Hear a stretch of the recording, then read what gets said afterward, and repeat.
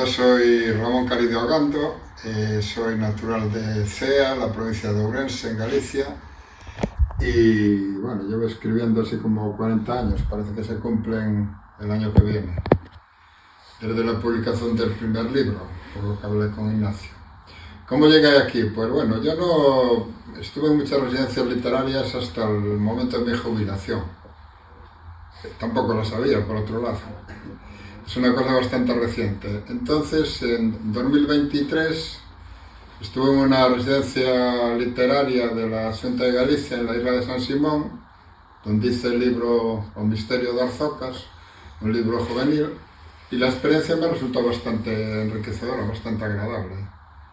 Y entonces decidí, después de la publicación de aquel libro, pues mirar la posibilidad de hacer otra residencia literaria, de ir a otro lugar.